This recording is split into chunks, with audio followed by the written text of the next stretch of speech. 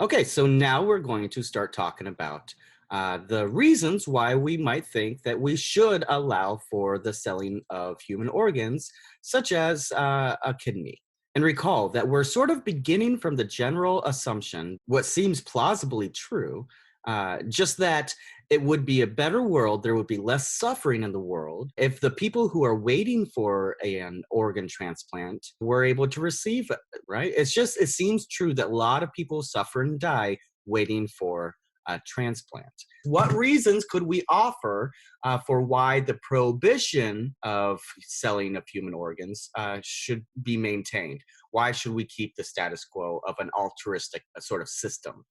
And so what we're going to do is canvas the arguments that are given and then try to show why those arguments don't work. And so the first thing to point out is that the advent of organ sales was met with almost immediate denouncement, right? Most people just automatically thought that this was not something we should do.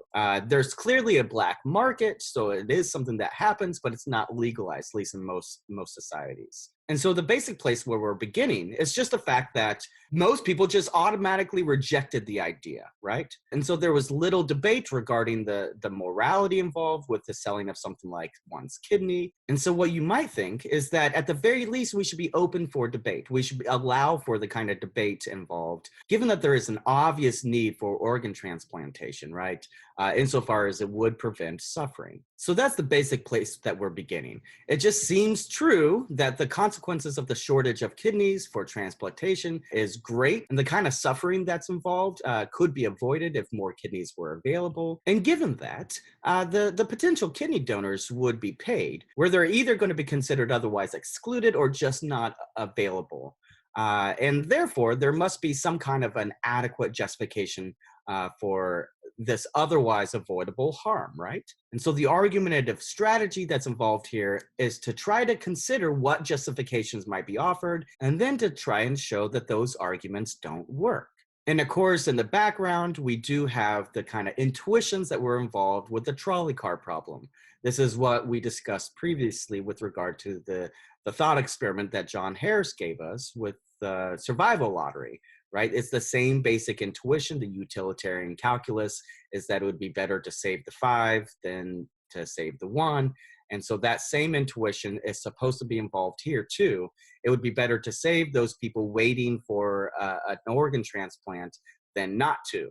And so if we could promote or increase the number of organs available by paying people, compensating them, well, then that seems to be a way in which we could reduce the amount of suffering that would otherwise be avoidable. Yet, historically speaking, it seems that most people reject the idea because there's a kind of disgust involved with the sale of human organs.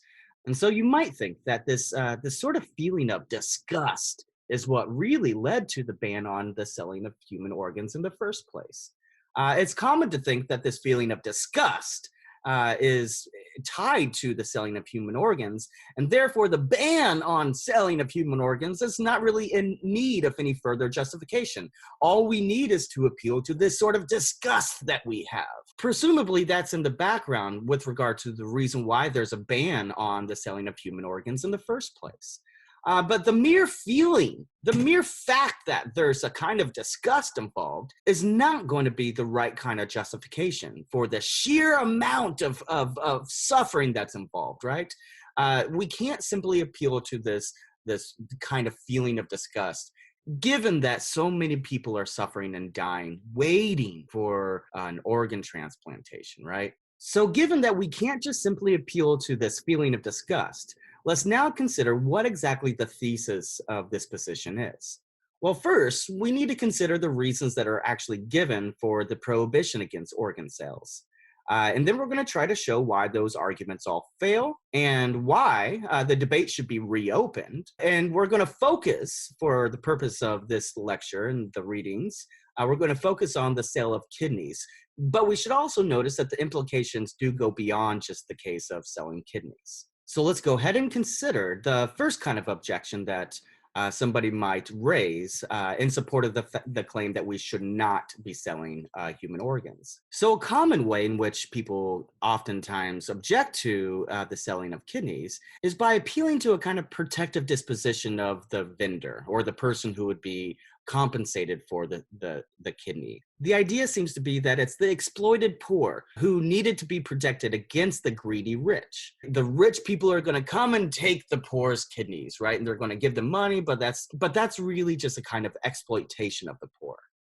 But the prospective vendors, they want to sell their organ. They're making an autonomous choice. And insofar as they have a right to make this autonomous choice, well, then to prevent them from doing so would violate their autonomy and would cause even more harm than whatever risks might be involved when they sell their organs.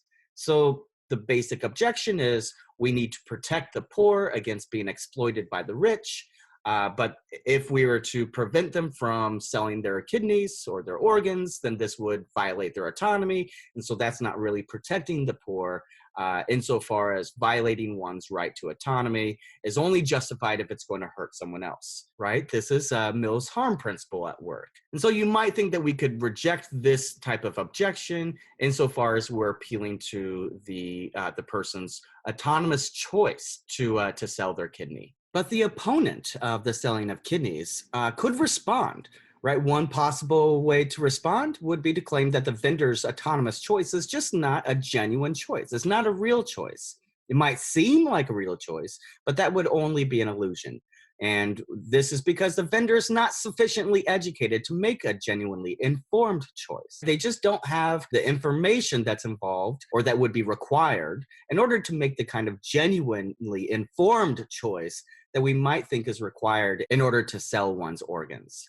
And we might even say that their economic situation is what's the leading factor. It's the real motivator in their choice. And so it's just not a genuinely uncoerced or informed kind of consent.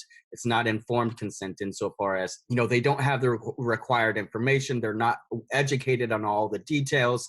And it's their economic, the poverty that's involved, that's really doing the pushing and the pulling and why they make the choice in the first place. So that's one kind of response that we could consider. But notice that both sort of responses, both arguments appeal to the importance of one's autonomous choice, but they are very different. In the first case, it's the vendor who is unable to make a genuine choice, right? And in the second, the vendor's options are limited due to the poverty that she experiences, such that the sale of her organs is the best choice. So these are the two different ways in which we might consider how the autonomous choice is being thought of here.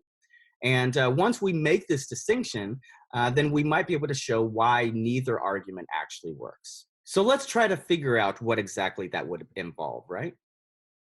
So the proponent could respond by arguing that when we remove what seems to be the best option, the selling of one's kidney, when they're in an economically dire situation, that would make their choices even more limited.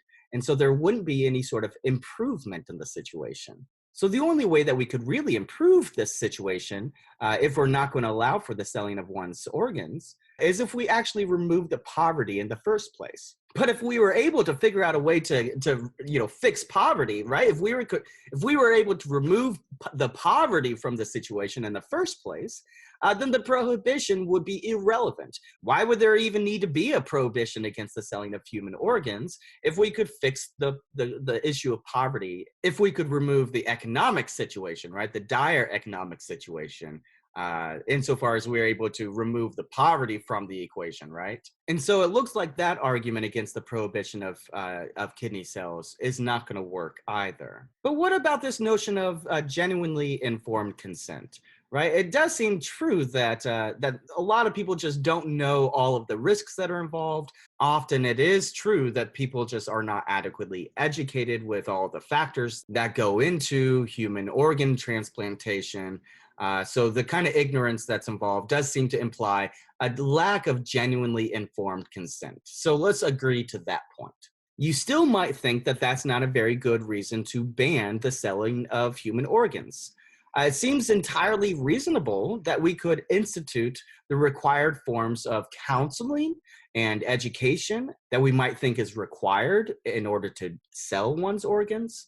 Uh, Given that this is done in other contexts, the sort of counseling and education is involved if a person is going to altruistically donate their organ. So it seems false to think that this would be a good reason to ban the selling of organs. If it's a good reason to ban the selling of organs, then it would also be a good reason to ban the altruistic donation of organs too. And that seems implausible. And so some people might think that that's just simply impractical. At best, what we might say is that this kind of an objection would only put the decision in the hands of a competent guardian, not an outright ban on the selling of human organs.